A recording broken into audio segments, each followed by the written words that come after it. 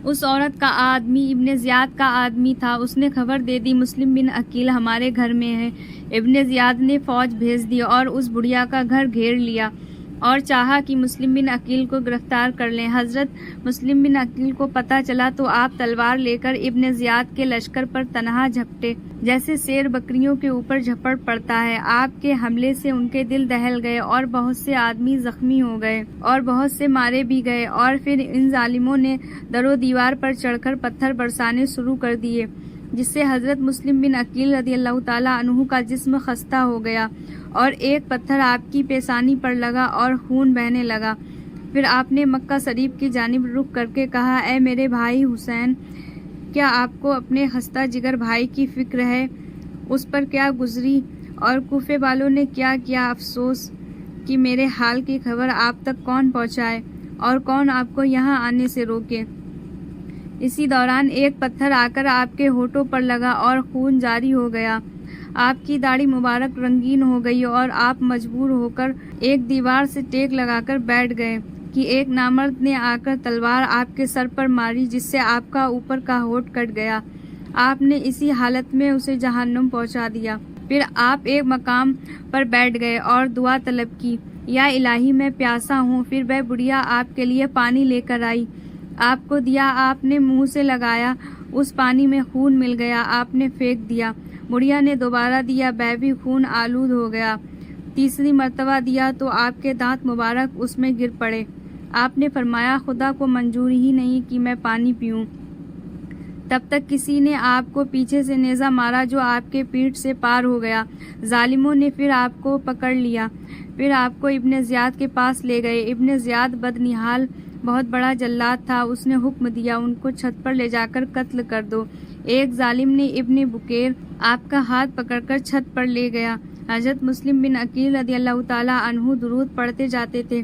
حضرت مسلم بن عقیل رضی اللہ تعالیٰ عنہ کو جب چھت پر لایا گیا تو تمام کوفے والے جمع ہو گئے۔ تب آپ نے فرمایا، اے کوفیوں، جب میرا سر تن سے جدا ہو جائے تب میرا تن دفن نہ کرنا، اور کپڑے اتار کر جو قافلہ مکہ شریف جاتا ہو امام حسین علیہ السلام کے پاس بھیج دینا اور میرے بچوں پر رحم کرنا۔ پھر آپ نے مکہ معظمہ کی جانب رخ کر کے کہا، بھائی یہاں کی کیسے آپ کو خبر کریں کہ آپ ہرگز یہاں نہ آئیں۔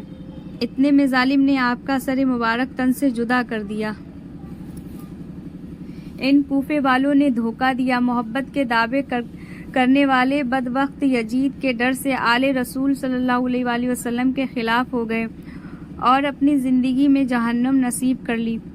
یہ کوئی ضروری نہیں کہ اہل بیت کا ایک عاشق وفا کرے گا، وقت آنے پر یوں ہی پلٹ جاتے ہیں۔ کتنے بھروسے دلائے ہاتھوں پر بیعت کیے اور پھر پلٹ گئے اور حضرت مسلم بن عقیل رضی اللہ تعالیٰ عنہ کو شہید کر دیا، اور یوں ہی دیکھتے رہے اہل کوفہ والے۔ حضرت مسلم بن عقیل رضی اللہ تعالیٰ عنہ کوفہ آئے تو آپ نے ساتھ 2 شہزادے بھی لائے تھے، ابراہیم اور محمد۔ جب حضرت مسلم بن عقیل رضی اللہ تعالیٰ عنہ شہید ہو گئے تب ابن زیاد کو پتہ چلا کہ مسلم کے 2 بچے بھی اسی شہر میں۔ ابن زیاد نے اعلان کروا دیا، جو کوئی مسلم کے لڑکوں کو اپنے گھر میں پناہ دے گا اس کے گھر والوں کو قتل کر دیا جائے گا۔ اس وقت دونوں بچے قاضی سورہ کے گھر میں تھے۔ قاضی سورہ نے دونوں بچوں کو بلایا اور رونے لگے۔ بچوں نے کہا، یہ رونے کا سبب کیسا؟ کہیں ہم دونوں یتیم تو نہیں ہو گئے؟ قاضی بولے، اللہ آپ کو صبر عطا فرمائے، واقعی میں آپ دونوں یتیم ہو گئے ہو۔ بچوں نے جب یہ بات سنی تو رونے لگے۔ قاضی صاحب نے کہا، بچوں چپ رہو، ابن زیاد کے آدمی تمہاری تلاش میں ہیں، مجھے تمہاری اور اپنی جان کا خوف ہے۔ بچے ابن زیاد کا نام سن کر چپ ہو گئے۔ قاضی صاحب نے کہا، میں چاہتا ہوں کہ تمہیں کسی کے ساتھ مدینہ روانہ کر دوں۔ قاضی صاحب نے اسد سے کہا، دروازہ یاقین سے ایک قافلہ مدینہ جا رہا ہے، تم کسی نیک آدمی سے سپرد کر آئے ان بچوں کو تاکہ انہیں مدینہ پہنچا دیں۔ اسد جب بچوں کو لے کر دروازہ یاقین آیا تو قافلہ روانہ ہو چکا تھا، دور سے دھول نظر آ رہی تھی۔ اسد نے کہا، بچوں سے کہ دوڑ کر قافلے میں مل جاؤ۔ بےکس بچے دوڑ پڑے، پر تب تک قافلہ دور جا چکا تھا، بچے نہ مل سکے قافلے میں۔ اسد واپس آ چکا تھا، رات اندھیری تھی، بچے راستہ بھٹک چکے تھے، رات بھر ادھر ادھر گھومتے رہے۔ جب صبح ہوئی تو بچے تھک چکے تھے۔ بچوں نے ایک چشمہ یعنی پانی دیکھا۔ دونوں بچے وہاں بیٹھ گئے۔ اتفاقاً ایک عورت وہاں پانی بھرنے آئی۔ اسے معلوم ہوا کہ یہ دونوں بچے امام مسلم بن عقیل رضی اللہ تعالیٰ عنہ کے ہیں۔ وہ رونے لگی اور بولی، اے بچوں، میرے ساتھ چلو، میری مالکہ اہل بیت سے محبت کرنے والی ہے، بالکل نہ گھبراؤ، وہ تمہیں پا کر بہت خوش ہوں گی، میرے ساتھ چلو۔ بچے گھبرائے، پھر ساتھ چل دیے۔ جب اس کی ملکہ کو پتہ چلا کہ یہ مسلم بن عقیل رضی اللہ تعالیٰ عنہ کے بچے ہیں تو دوڑ کر سینے سے لگایا اور رونے لگی۔ ان کو کھلایا پلایا اور پھر سلا دیا۔ ادھر یہ عورت محب اہل بیت تھی، اس کا آدمی دشمن اہل بیت تھا۔ دن بھر بچوں کی تلاش میں رہتا تھا اور سوچتا تھا بچے مل جائیں تو ان کو قتل کر کے ان کا سر ابن زیاد کے پاس لے جا کر اور انعام پاؤں۔ دن بھر ان کی تلاش میں تھا۔ بچے اسی کے گھر میں ہی تھے۔ بیوی ڈری ہوئی تھی کہیں بچوں کا علم نہ ہو جائے۔ ان کو بیوی نے جلدی جلدی کھلایا۔ اس کو وہ دن بھر کا تھکا تھا، کھانا کھا کر سو گیا۔ رات میں بڑے بچے نے چھوٹے کو جگایا اور کہا، اے بھائی، ہم نے ابھی ابھی خواب دیکھا ہے، ہمارے والد بہشت میں یعنی جنت میں حضور اکرم صلی اللہ تعالیٰ علیہ وآلہ وسلم کے ساتھ ہیں، اور حضور کریم صلی اللہ علیہ وآلہ وسلم فرما رہے ہیں کہ مسلم تم چلے آئے اور بچوں کو ظالموں میں چھوڑ آئے۔ والد نے کہا کہ یا رسول اللہ صلی اللہ علیہ وآلہ وسلم، وہ بھی صبح تک آ جائیں گے۔ چھوٹے بچے نے کہا، بھائی جان، یہ خواب ہم نے بھی دیکھا ہے۔ پھر دونوں آپس میں چپٹ کر رونے لگے۔ ان کو رونے سے حارث کی آنکھ کھل گئی اور بیوی سے پوچھا، یہ شور کیسا ہے؟ بیوی سہم گئی۔ تب وہ حارث اٹھا اور چراغ لے کر دیکھا جا کر کہ دو بچے رو رہے ہیں۔ اس نے پوچھا، تم کون ہو؟ ان بچوں نے صاف صاف کہہ دیا کہ میں فرزند مسلم بن عقیل ہوں۔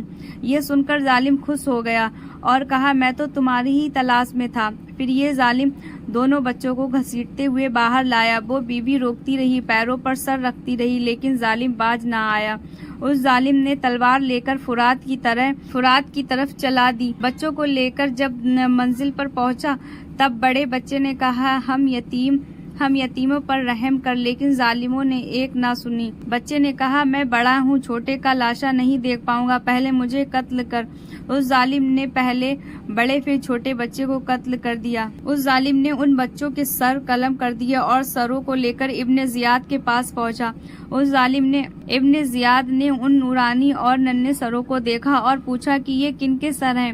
حارث نے بتایا کہ مسلم کے بچوں کے سر ہیں۔ ابن زیاد کے بظاہر خوش ہونے کو بولا، اے ملعون، ہم نے یزید کو یہ لکھا ہے بچے یہاں قید ہیں اور اس نے زندہ منگوائے ہیں، تو میں کہاں سے لاؤں گا؟ تو انہیں زندہ کیوں نہیں لایا؟ حارث نے کہا، اگر میں ان کو زندہ لاتا تو شہر والے مجھ سے چھین لیتے اور میں انعام سے محروم ہو جاتا۔ ابن زیاد نے کہا، تو نے مجھے خبر کی ہوتی تو خفیہ طور سے منگا لیتا۔ حارث چپ ہو گیا۔ ابن زیاد نے مقاتل نامی ایک شخص جو محب اہل بیت تھا اس کو حکم دیا کہ اس خبیث کو نہر فرات پر لے جا کر قتل کر دو، جہاں ان دو بچوں کو قتل کیا تھا وہاں اس کو بھی قتل کر دو۔ مقاتل یہ بات سن کر بہت خوش ہوا اور حارث کا ہاتھ پکڑ کر باہر آیا اور اپنے لوگوں سے کہا، اگر ابن زیاد جہاں بھر کی ملک دے دیتا تب بھی مجھے اتنی خوشی نہیں ہوتی جتنی اس حکم سے ہوئی ہے۔ پھر مقاتل نے حارث کے ہاتھ باندھے اور اس کا ننگا سر کر کے اور بچوں کے سر دکھاتا جاتا تھا۔